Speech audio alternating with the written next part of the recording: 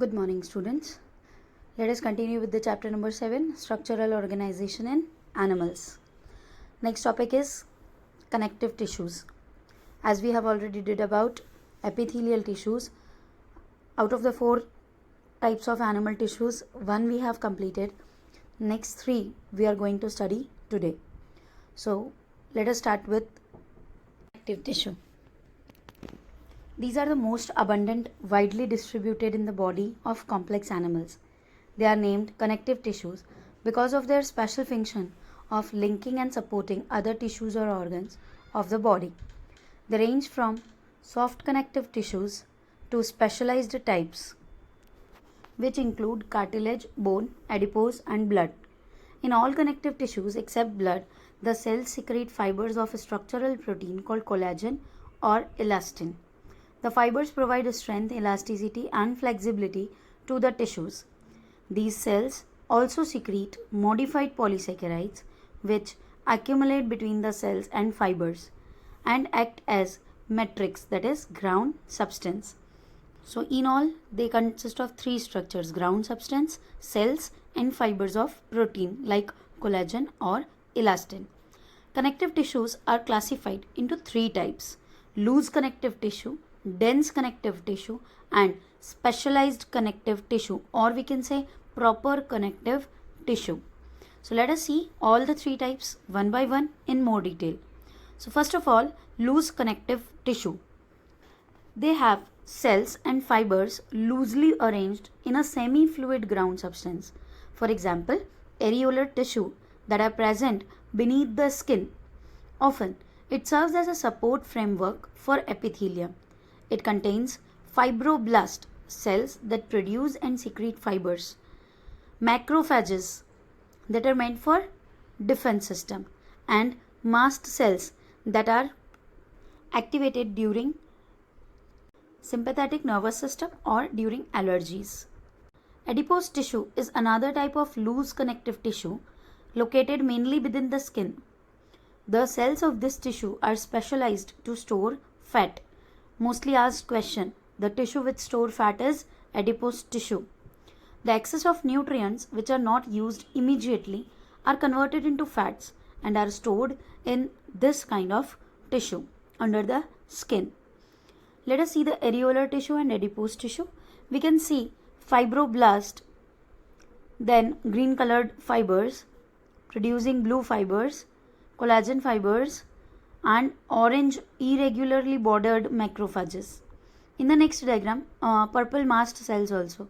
In the next diagram, we can see a large cell known as fat storage cell, and it consists of fat storage area, small nucleus, and plasma membrane. Fibers and fibroblasts are compactly packed in the dense connective tissue. Orientation of fibers show how they are arranged, either regular or irregular, and hence called dense regular tissues and dense irregular tissues. In the dense regular connective tissue, the collagen fiber are present in rows between many parallel bundles of fibers. Tendons, which attach skeletal muscle to bones, and ligaments, which attach one bone to another, are example of this tissue. Dense irregular connective tissue has fibroblast and many fibers, mostly collagen fibers, that are oriented differently. This tissue is present in the skin. Here is the dense regular tissue in which we can see the fibers arranged in a same orientation. The black threads are collagen fibers and in between are some fibroblast cells. The next is the dense irregular tissues in which we can see the fibers and cells arranged in random direction. Cartilage, bones, and bloods are various types of specialized connective tissue or proper connective tissue. The intercellular material of cartilage is solid and pliable and resist compression. Pliable means it can be flattened and it can resist compression, मतलब compression pressure आने से ये break नहीं हो जाएंगे, damage नहीं हो जाएंगे. So cells of this tissue, chondrocytes, are enclosed in small cavities within the matrix secreted by them. Most of the cartilages in vertebrate embryos are replaced by bones in adults. Cartilage is present in the tip of nose, outer ear joints, between adjacent bones of the vertebral column, limbs, and hands in adults. When the calcium deposition occurs over the cartilage, it becomes a bone. So it is known as ossification of cartilage results into bones. Here we can see collagen fibers and chondrocytes which makes the cartilage. Bones have hard and non-pliable ground substance, means we cannot modify the bones into flat sheets. They are rich in calcium salts and collagen fiber which give bone its strength. They are very strong but they cannot be pliable, so they cannot resist the compression. They break very easily. It is the main tissue that provides structural frame to the body. Bones support and protect softer tissues and organs. The bone cells, osteocytes, are present in the spaces called lacunae. Limb bones such as long bones of the legs serve weight-bearing function. They also interact with skeletal muscles attached to them to bring about the movements. The bone marrow in some bones is the site of production of bone cells. So last 3 points are the functions of bones. First, weight bearing. Second, movements. And third, production of blood cells. These oval structures seen are known as lacunae. Blood is the fluid connective tissue containing plasma, red blood cells, white blood cells, and platelets.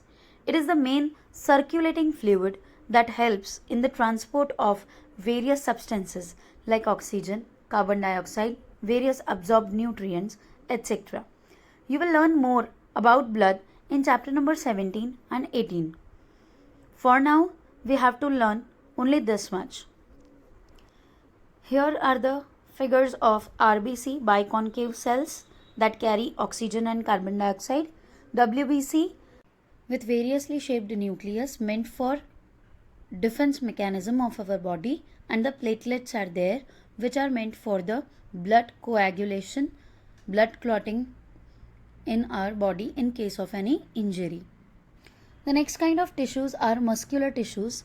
Each muscle is made up of many long cylindrical fibers arranged in a parallel array. These fibers are composed of numerous fine fibrils called myofibrils. Muscle fibers contract in response to stimulation, then relax and return to their uncontracted state in the coordinated fashion. Their action moves the body to adjust to the changes in the environment and to maintain the position of the various parts of body. In general, muscles play an active role in all the movements of the body. Muscles are of 3 types: skeletal, smooth, and cardiac. Let us study one by one. First, we will start with the skeletal muscles. It is closely attached to skeletal bones. In a typical muscle such as bicep, striped skeletal muscle fibers are bundled together in a parallel fashion. A sheath of tough connective tissue encloses several bundles of muscle fibers. We will learn about this in more detail in chapter number 20. Here are the muscle fibers. We can see striations, that is lining in between them, that is evident here very clearly, and nucleus. The smooth muscle fibers taper at both ends, means they are pointed at both ends, and such shape is fusiform and do not show striations. Cell junctions hold them together and they are bundled together in a connective tissue sheath. The wall of internal organs such as the blood vessels, stomach and intestine contain this type of muscle tissues. Smooth muscles are involuntary as their functioning cannot be directly controlled. We usually cannot contract these muscles just by thinking, but we can do it with the skeletal muscles. Here we can see the fibers tapering at the both end, pointed at the both end, nucleus. Such kind of arrangement is in smooth muscles. Cardiac muscle tissue is a contractile tissue present in heart only. Cell junctions fuse the plasma membrane of the cardiac muscle cells and make them stick together. Communication junctions, intercalated discs at some fusion points allow the cells to contract as a unit. That is, when one cell receives the signal to contract, its neighboring cells are also stimulated to contract, which is required for the heart muscles. Here we can see the connections of the cells between the adjacent cells, nucleus and striations. Last topic of this animal tissues is neural tissue. It exerts the greatest control all over the body's responsiveness to changing condition. Neuron is the structural and functional unit of the neural system and are excitable cells, means they can receive the signal and they can get excited and transmit the signal to the next.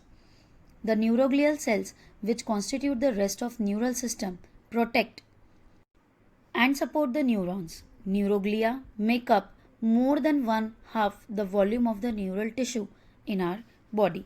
Here is the figure representing the structure of neuron, axon, cell body with dendrites and another small cells called neuroglia. So these are the neurons with neuroglia. Structure of neuron you have already studied in standard 10 and we will study more in upcoming chapters.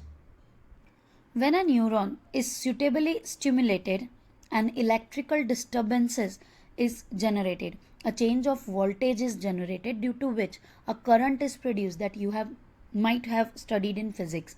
That whenever there is change in the voltage of at the two ends, then in between the two ends current will flow.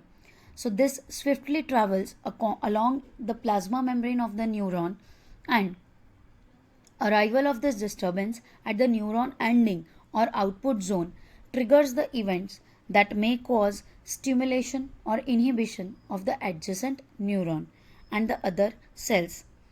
In more study how the conduction is done, how it is originated, transmitted, we will study about it in chapter number 21. For now, you have to just introduce yourself with the kinds of tissues.